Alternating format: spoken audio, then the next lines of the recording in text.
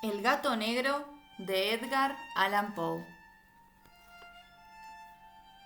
No espero ni pido que alguien crea en el extraño, aunque simple relato que me dispongo a escribir. Loco estaría, si lo esperara, cuando mis sentidos rechazan su propia evidencia. Pero no estoy loco, y sé muy bien que esto no es un sueño. Mañana voy a morir, y quisiera aliviar hoy mi alma. Mi propósito inmediato consiste en poner de manifiesto, simple, sucintamente y sin comentarios, una serie de episodios domésticos. Las consecuencias de esos episodios me han aterrado, me han torturado y por fin me han destruido. Pero no intentaré explicarlos. Si para mí han sido horribles, para otros resultarán menos espantosos que barrocos. Más adelante, tal vez, aparecerá alguien cuya inteligencia reduzca mis fantasmas a lugares comunes. Una inteligencia más serena, más lógica y mucho menos excitable que la mía, capaz de ver en las circunstancias que temerosamente describiré una vulgar sucesión de causas y efectos naturales. Desde mi infancia me destaqué por la docilidad y bondad de mi carácter. La ternura que abrigaba mi corazón era tan grande que llegaba a convertirme en objeto de burla para mis compañeros. Me gustaban especialmente los animales y mis padres me permitían tener una gran variedad. Pasaba a su lado la mayor parte del tiempo y jamás sentía más felicidad que cuando les daba de comer y los acariciaba. Este rasgo de mi carácter creció conmigo y cuando llegué a la virilidad se convirtió en una de mis principales fuentes de placer. Aquellos que alguna vez han experimentado cariño hacia un perro fiel y sagaz no necesitan que me molesten explicarles la naturaleza o la intensidad de la retribución que recibía. Hay algo en el generoso y abnegado amor de un animal que llega directamente al corazón de aquel que con frecuencia ha probado la falsa amistad y la frágil fidelidad del hombre. Me casé joven y tuve la alegría de que mi esposa compartiera mis preferencias. Al observar mi gusto por los animales domésticos, no perdía oportunidad de procurarme los más agradables de entre ellos. Teníamos pájaros, peces de colores, un hermoso perro, conejos, un monito y un gato. Este último era un animal de notable tamaño y hermosura, completamente negro y de una sagacidad asombrosa. Al referirse a su inteligencia, mi mujer, que en el fondo era no poco supersticiosa, aludía con frecuencia a la antigua creencia popular de que todos los gatos negros son brujas metamorfoseadas. No quiero decir que lo creyera seriamente, y solo menciono la cosa porque acabo de recordarla. Plutón, tal era el nombre del gato, se había convertido en mi favorito y mi camarada. Solo yo le daba de comer y él me seguía por todas partes en casa. Me costaba mucho impedir que anduviera tras de mí en la calle. Nuestra amistad duró así varios años, en el curso de los cuales, enrojezco al confesarlo, mi temperamento y mi carácter se alteraron radicalmente por culpa del demonio. Intemperancia. Día a día me fui volviendo más melancólico, irritable, indiferente hacia los sentimientos ajenos. Llegué incluso a hablar descomedidamente a mi mujer y terminé por infligirle violencias personales. Mis favoritos, claro está, sintieron igualmente el cambio de mi carácter. No solo los descuidaba, sino que llegué a hacerles daño. Hacia Plutón, sin embargo, conservé suficiente consideración como para abstenerme de maltratarlo, cosa que hacía con los conejos, el mono y hasta el perro cuando por casualidad o movidos por el afecto se cruzaban en mi camino. Mi enfermedad, empero, se agravaba, pues, ¿qué enfermedad es comparable al alcohol? Y finalmente el mismo Plutón, que ya estaba viejo y por tanto algo enojadizo, empezó a sufrir las consecuencias de mi mal humor. Una noche, en que volvía a casa completamente embriagado, después de una de mis correrías por la ciudad, me pareció que el gato evitaba mi presencia. Lo alcé en brazos, pero asustado por mi violencia, me mordió ligeramente en la mano. Al punto se apoderó de mí una furia demoníaca y ya no supe lo que hacía. Fue como si la raíz de mi alma se separara de golpe de mi cuerpo. Una maldad más que diabólica, alimentada por la ginebra, estremeció cada fibra de mi ser. Sacando del bolsillo del chaleco un cortaplumas, lo abrí mientras sujetaba al pobre animal por el pescuezo y deliberadamente le hice saltar un ojo. Enrojezco, me abrazo, tiemblo mientras escribo tan condenable atrocidad. Cuando la razón retornó por la mañana, cuando hube disipado en el sueño los vapores de la orgía nocturna, sentí que el horror se mezclaba con el remordimiento ante el crimen cometido. Pero mi sentimiento era débil y ambiguo, no alcanzaba a interesar al alma. Una vez más me hundí en los excesos y muy pronto ahogué en vino los recuerdos de lo sucedido. El gato, entretanto, mejoraba poco a poco. Cierto que la órbita donde faltaba el ojo presentaba un horrible aspecto, pero el animal no parecía sufrir ya. Se paseaba como de costumbre por la casa, aunque como es de imaginar, huía aterrorizado al verme. Me quedaba aún bastante de mi antigua manera de ser para sentirme agraviado por la evidente antipatía de un animal que alguna vez me había querido tanto. Pero ese sentimiento no tardó en ceder paso a la irritación, y entonces, para mi caída final e irrevocable, se presentó el espíritu de la perversidad. La filosofía no tiene en cuenta este espíritu, y sin embargo, tan seguro estoy de que mi alma existe como de que la perversidad es uno de los impulsos primordiales del corazón humano, una de las facultades primarias indivisibles, uno de esos sentimientos que dirigen el carácter del hombre. ¿Quién no se ha sorprendido a sí mismo 100 veces en momentos en que cometía una acción tonta o malvada por la simple razón de que no debía cometerla? ¿No hay en nosotros una tendencia permanente que enfrenta descaradamente al buen sentido, una tendencia a transgredir lo que constituye la ley por el solo hecho de serlo? Este espíritu de perversidad se presentó, como he dicho, en mi caída final. Y el insondable anhelo que tenía mi alma de vejarse a sí misma, de violentar su propia naturaleza, de hacer mal por el mal mismo, me incitó a continuar y finalmente a consumar el suplicio que había infligido a la inocente bestia. Una mañana, obrando a sangre fría, le pasé el lazo por el pescuezo y lo ahorqué en la rama de un árbol. Lo ahorqué mientras las lágrimas manaban de mis ojos y el más amargo remordimiento me apretaba el corazón. Lo ahorqué porque recordaba que me había querido y porque estaba seguro de que no me había dado motivo para matarlo.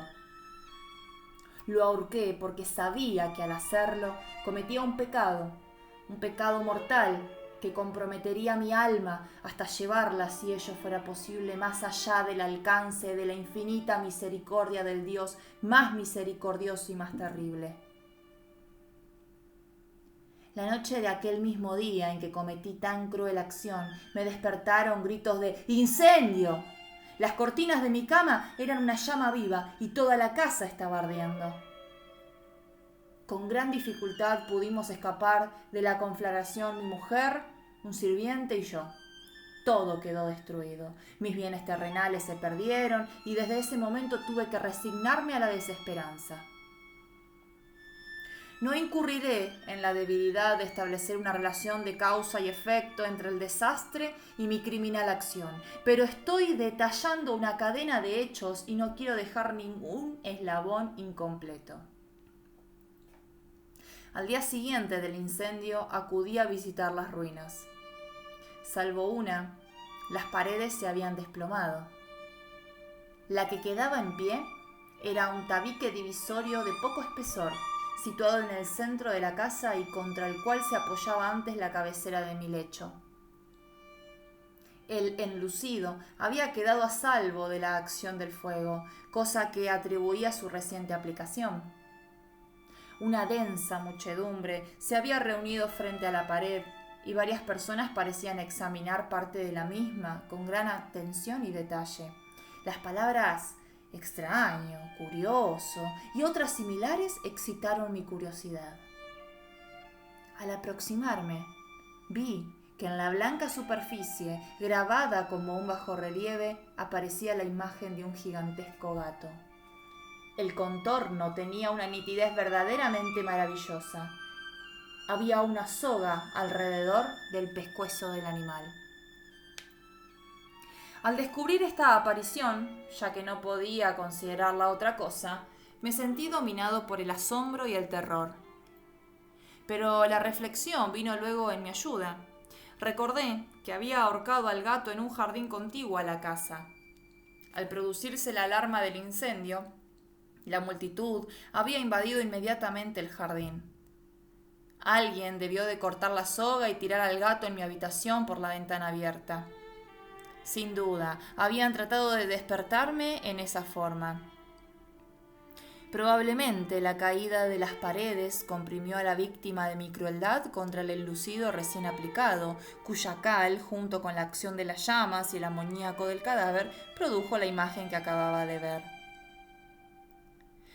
Si bien en esta forma quedó satisfecha mi razón, ya que no mi conciencia, sobre el extraño episodio, lo ocurrido impresionó profundamente mi imaginación. Durante muchos meses no pude librarme del fantasma del gato y en todo ese tiempo dominó mi espíritu un sentimiento informe que se parecía sin serlo al remordimiento. Llegué al punto de lamentar la pérdida del animal y buscar en los viles antros que habitualmente frecuentaba algún otro de la misma especie y apariencia que pudiera ocupar su lugar. Una noche en que borracho a medias me hallaba en una taberna más que infame, reclamó mi atención algo negro, posado sobre uno de los enormes toneles de ginebra que constituían el principal moblaje del lugar. Durante algunos minutos había estado mirando dicho tonel y me sorprendió que no haber advertido antes la presencia de la mancha negra en lo alto. Me aproximé y la toqué con la mano. Era un gato negro muy grande, tan grande como Plutón, y absolutamente igual a este, salvo un detalle. Plutón no tenía el menor pelo blanco en el cuerpo, mientras este gato mostraba una vasta, aunque indefinida mancha blanca que le cubría casi todo el pecho. Al sentirse acariciado, se enderezó prontamente, ronroneando con fuerza, se frotó contra mi mano y pareció encantado de mis atenciones. Acababa pues de encontrar el animal que precisamente andaba buscando. De inmediato propuse su compra al tabernero, pero me contestó que el animal no era suyo y que jamás lo había visto antes ni sabía nada de él. Continué acariciando al gato y cuando me disponía a volver a casa, el animal pareció dispuesto a acompañarme. Le permití que lo hiciera, deteniéndome una y otra vez para inclinarme y acariciarlo. Cuando estuvo en casa, se acostumbró a ella de inmediato y se convirtió en el gran favorito de mi mujer. Por mi parte, pronto sentí nacer en mí una antipatía hacia aquel animal. Era exactamente lo contrario de lo que había anticipado, pero sin que pueda decir cómo ni por qué, su marcado cariño por mí me disgustaba y me fatigaba.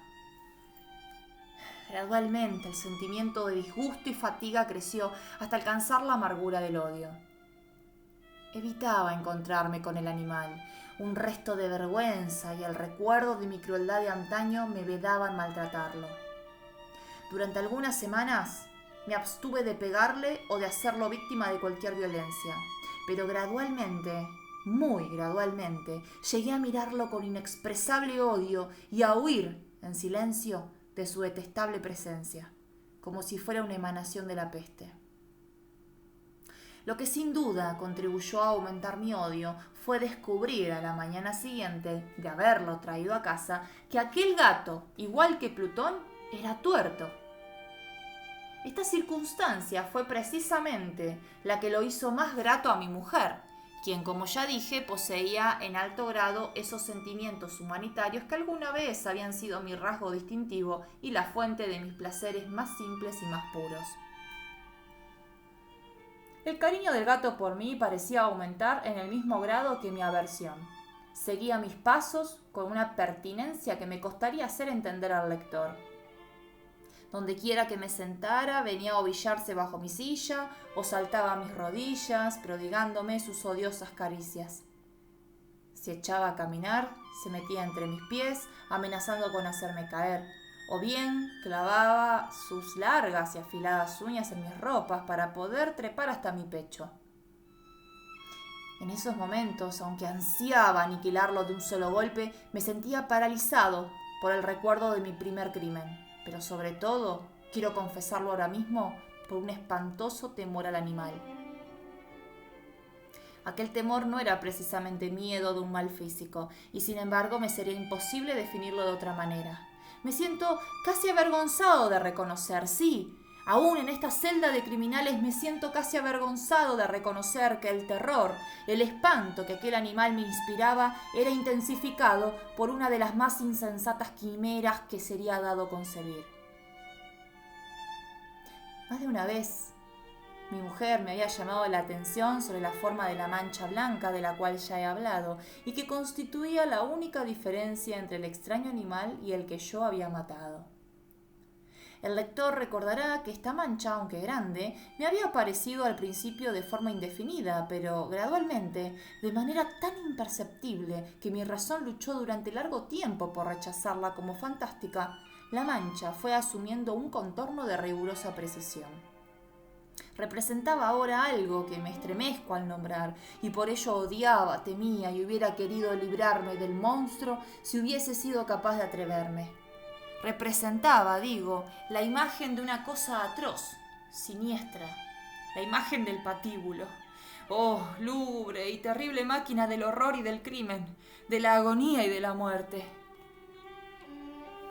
Me sentía entonces más miserable que todas las miserias humanas. Pensar que una bestia, cuyo semejante había yo destruido desdeñosamente, una bestia era capaz de producir tan insoportable angustia en un hombre creado a imagen y semejanza de Dios. ¡Ay! Ni de día ni de noche pude ya gozar de la bendición del reposo. De día, aquella criatura no me dejaba un instante solo. De noche, despertaba hora a hora de los más horrorosos sueños para sentir el ardiente aliento de la cosa en mi rostro y su terrible peso. Pesadilla encarnada de la que no me era posible desprenderme, apoyado eternamente sobre mi corazón. Bajo el agobio de tormentos semejantes, sucumbió en mí lo poco que me quedaba de bueno. Solo los malos pensamientos disfrutaban ya de mi intimidad, los más tenebrosos, los más perversos pensamientos. La melancolía habitual de mi humor creció hasta convertirse en aborrecimiento de todo lo que me rodeaba y de la entera humanidad, y mi pobre mujer, que de nada se quejaba, llegó a ser la habitual y paciente víctima de los repentinos y frecuentes arrebatos de ciega cólera a que me abandonaba. Cierto día, para cumplir una tarea doméstica, me acompañó al sótano de la vieja casa donde nuestra pobreza nos obligaba a vivir. El gato me siguió mientras bajaba la espinada escalera y estuvo a punto de tirarme cabeza abajo, lo cual me exasperó hasta la locura. Alzando un hacha y olvidando en mi rabia los pueriles temores que hasta entonces habían detenido mi mano, descargué un golpe que hubiera matado instantáneamente al animal de haberlo alcanzado. Pero la mano de mi mujer detuvo su trayectoria. Entonces, llevado por su intervención a una rabia más que demoníaca, me zafé de su abrazo y le hundí el hacha en la cabeza. Sin un solo quejido cayó muerta a mis pies. Cumplido este espantoso asesinato, me entregué al punto y con toda sangre fría a la tarea de ocultar el cadáver. Sabía que era imposible sacarlo de casa, tanto de día como de noche, sin correr el riesgo de que algún vecino me observara. Diversos proyectos cruzaron mi mente. Por un momento pensé en descuartizar el cuerpo y quemar los pedazos. Luego se me ocurrió cavar una tumba en el piso del sótano. Pensé también si no convenía arrojar el cuerpo al pozo del patio o meterlo en un cajón, como si se tratara de una mercadería común, y llamar a un mozo de cordel para que lo retirara de casa. Pero al fin di con lo que me pareció el mejor expediente y decidí emparedar el cadáver en el sótano, tal como se dice que los monjes de la Edad Media emparedaban a sus víctimas. El sótano se adaptaba bien a este propósito. Sus muros eran de cristal poco resistente y estaban recién revocados con un mortero ordinario que la humedad de la atmósfera no había dejado endurecer. Además, en una de las paredes se veía la saliencia de una falsa chimenea, la cual había sido rellenada y tratada de manera semejante al resto del sótano. Sin lugar a dudas, sería muy fácil sacar los ladrillos en esa parte, introducir el cadáver y tapar el agujero como antes, de manera que ninguna mirada pudiese descubrir algo sospechoso. No me equivocaba en mis cálculos. Fácilmente saqué los ladrillos con ayuda de una palanca y luego de colocar cuidadosamente el cuerpo contra la pared interna, lo mantuve en esa posición mientras aplicaba de nuevo la mampostería en su forma original. Después de procurarme argamasa, arena y cerda, preparé un enlucido que no se distinguía del anterior y revoqué cuidadosamente el nuevo enladrillado. Concluida la tarea, me sentí seguro de que todo estaba bien. La pared no mostraba la menor señal de haber sido tocada. Había barrido hasta el menor fragmento de material suelto. Miré en torno triunfante y me dije, aquí por lo menos no he trabajado en vano. Mi paso siguiente consistió en buscar a la bestia causante de tanta desgracia, pues al final me había decidido a matarla. Si en aquel momento el gato hubiera surgido ante mí, su destino habría quedado sellado.